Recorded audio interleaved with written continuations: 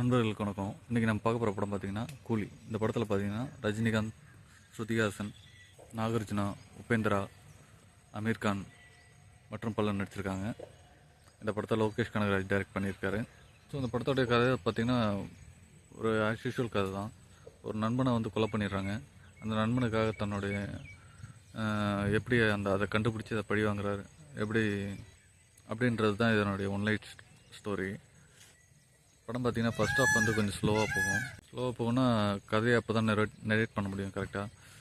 So second half பார்த்திங்கன்னா கொஞ்சம் ஃபாஸ்ட்டாக போகும். இல்லை கேரளாவிலேருந்து மஞ்சுமல் பாய்ஸ் நடித்த ஷோபின்ற ஆர்டிஸ்ட் வந்து இதில் நிறைய ஒரு கேரக்டர் உள்ள ஒரு பெர்ஃபார்மன்ஸ் ஓரியன்டான ஒரு கேரக்டர் அவருக்கு. அவர் தான் இதில் ரொம்ப ஹைலைட்டாக தெரிவார், வில்லனாக இருப்பார். மற்றபடி பார்த்திங்கன்னா நாகார்ஜுனா வந்து ஒரு ஆஸ் யூஷுவல் ஒரு ஸ்டைலிஷான வில்லனாக வருவார். அவருடைய போர்ஷன் எல்லாமே நல்லாயிருக்கும். இதில் பெரிய மாதம் என்னென்னா உபேந்திராவோடைய போர்ஷன் எல்லாமே செம மாசாக இருக்கும். ஸோ இவர் வந்து ரஜினி வந்து ஒரு மேன்ஷன் வச்சு நடத்திட்டு இருப்பார். இடையில அவருடைய ஃப்ரெண்டு இறந்தது சரி கேட்டு ஃபஸ்ட் போவார்.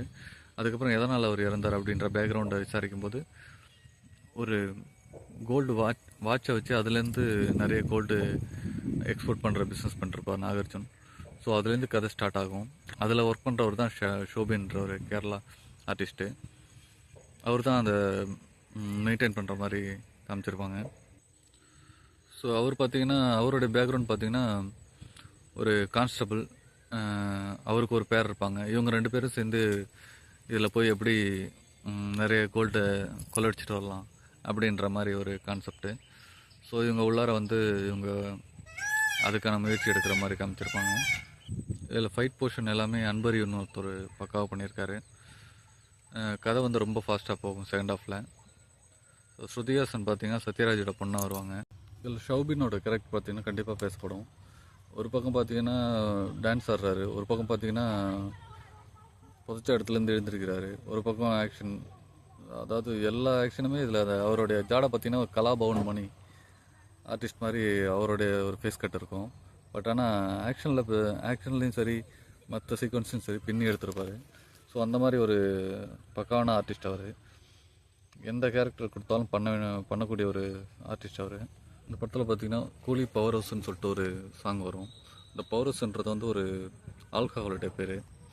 ஸோ அது வந்து அப்பப்போ அந்த ஹைலைட் பண்ணி காமிச்சிட்டு இருப்பாங்க. ஸோ அந்த விஷயம் வந்து புதுசாக இருக்கும். படம் வந்து கண்டிப்பாக ஒன்ஸ் வாட்சபிள் மூவி தான். இதில் அமீர் கான் பார்த்திங்கன்னா கிளைமேக்ஸில் வருவார். தாகான்ற ஒரு பெரிய கேங்ஸ்டராக வருவார். அவருடைய பொசிஷனும் பார்க்குறதுக்கு இன்ட்ரெஸ்டிங்காக இருக்கும். ஸோ இதில் பெரிய பில்டப் எதுவும் கிடையாது. கதையோட ஓட்டத்தில் வந்து கதையை தான் கான்சன்ட்ரேஷன் பண்ண தோணும். மற்றபடி பில்டப்போ இல்லை அன்னெசரி சாங்ஸு, அன்னெசரி மேட்ரு அந்த மாதிரி எந்த விஷயமும் இருக்காது. கண்டிப்பாக இது ஒன்ஸ் வாட்சபிள் மூவி தான். ஒரு டைம் பார்க்கலாம். Okay, thank you.